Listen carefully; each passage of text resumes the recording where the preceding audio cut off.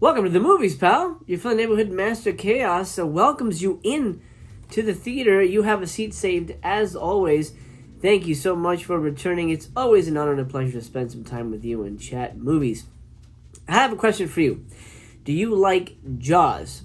Right? I imagine your answer is going to be yes, or at least a tentative yeah, it's okay. Now, would you like Jaws if it was set on a golf course and instead of a shark, it was a lawnmower? That's the question of the day.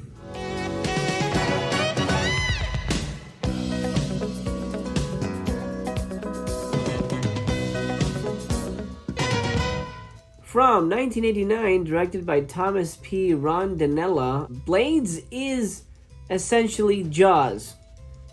That might be it for a lot of people. You'd be like, oh, okay, I'm out. It's so much Jaws that even in the behind-the-scenes interviews here, they say that they watched the movie and they lifted scenes directly out of the movie.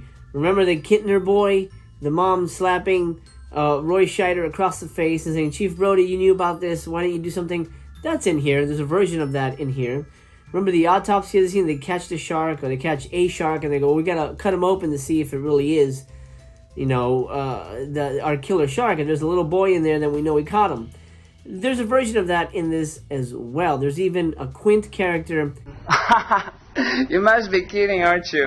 All that is to say, Blades is a movie that doesn't really stand out on its own. And that's a big problem. So my main problem with the movie is that it is so much a ripoff of Jaws that Blades never stands out on its own. I love Jaws. I love Jaws so much. I watch Jaws at least twice a year. Why would I want to see an inferior Jaws knockoff about a killer lawnmower? I wouldn't. That's number one. Number two, it's a spoof. And I guess I should have realized that from the cover art here. But this is an out-and-out comedy. I mean, this is sort of a mix of Caddyshack meets Jaws, but it's definitely way more Caddyshack. So for those of you who hate horror comedies, this is an instant no-go. No! God, please, no! No!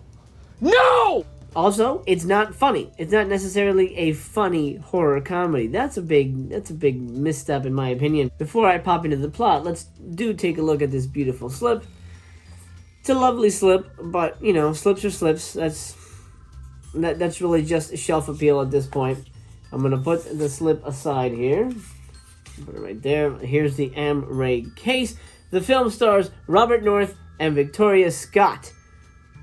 I don't know who they are either. Don't worry. Now comes the part where we throw our heads back and laugh. Ready? Ready!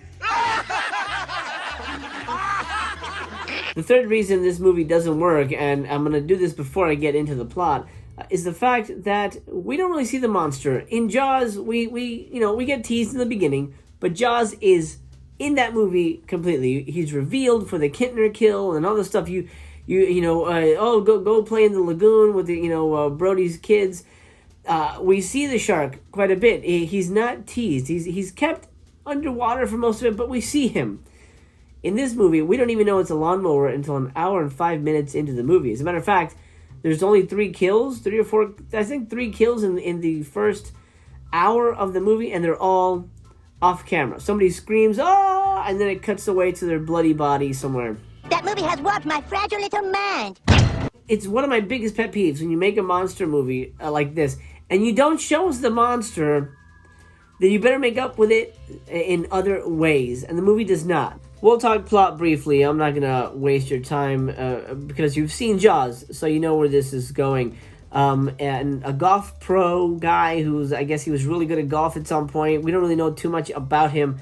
I guess he's down on his luck. He's alcoholic or something. He's been hired to work at this new golf course as their golf pro, and he's sort of, I guess, the head instructor there. There's a girl who's been working there for a while, and she's sort of like the golf pro, or at least she wanted the position, so she's kind of pissed off that this new guy comes in and takes her job. This is the first third of the movie, by the way. Randomly, body parts are being found all strewn across the golf course. Nobody knows what's going on. Who's killing these people? Why are they being mutilated so badly? yada, yada, yada. And then it's revealed that a rogue lawnmower that has no real explanation as to why it's come alive. The Quint character shows up. I guess he was an ex-handyman that was fired, and he links it to a lawnmower that killed his father a long, long time ago. And but there's no real backstory as to why this sentient lawnmower exists. I mean, at least in Jaws, a shark is a shark. A shark's going to eat your ass. That's the number one rule for sharks. A lawnmower coming to life, that requires explanations. That requires some backstory. Witches, I don't know, black magic, something. Maybe an old groundskeeper who died and his ghost haunts the lawnmower. Whatever. Give us something. The movie doesn't really give us something. And if it did, I didn't catch it because I was trying to pay attention. Like, wait, why is this alive? I don't know. Stephen King rules. Whatever. But he's alive. Magic lawnmower man. Great. Fantastic. It's suitably shitty, and I wish I could say, it was a really fun movie. I had a fun time watching it, and to a degree, I can say that it was a fun movie. It was fine. If this was Jaws, but it went, to the limit. If it showed nonstop nudity or tons of crazy gore and like outlandish shit, then I would say, well, then it is Jaws, but it gives you something extra. It gives you something Jaws doesn't give you, but it doesn't even do that. Look, my dude, this is the type of movie that's going to divide Vinegar Syndrome fans. It's an either love it or like it type of movie. I don't think anyone's going to outright hate it. I'm going to give it 1 star. In my humble opinion, and there's just not anything here. It's just a weird movie that just, in my opinion, just did not need to be rediscovered or resurfaced or restored or anything, or rewatched, to put it in another way. Blades is just, in case you're interested, special features wise, there's a commentary track on here with the writer and the director, and a 20 or so minute documentary on the making of the film. I really wish I could say this was a fun film, but it just missed the mark completely for me. The fact that it was such a Jaws ripoff, and it didn't have like really great exploitation moments like you see on the cover here, like the lawnmower maybe like ripping off a girl's top, or just like maybe grabbing her by the hair and like yanking her head back into the lawnmower and having her slowly be dragged in. Stuff like that I think would be like, oh, that's interesting. That's inventive stuff. It doesn't really do anything inventive. It doesn't really do anything with the material except to give you a Jaws ripoff with a lawnmower. And it's just, honestly, it's just shitty stuff.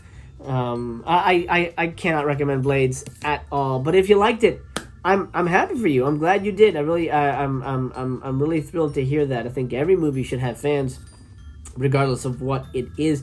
But if you're looking at me for an opinion, I would say skip it. You're not missing anything out. I would say go watch Jaws. There's way more nudity in Jaws, and there's way more excitement in that movie as well. Okay, my friend, time to close the theater down. Thank you so much for joining me. If you're new here, do me a favor. Please subscribe, and we'll get to do this again. If you don't mind hot takes on movies, that's me. That's my stock and trade. However, stay tuned. The next review I bring you, holy cats! I think I may have found my favorite Vinegar Syndrome release of all time. So for those of you watching that think I always give Vinegar Syndrome negative reviews, stay tuned. Please stay tuned. My friend, time to close the theater down. I'm going to grab the curtain, pull it across the silver screen here, and bid you adieu, because the theater is closed for now.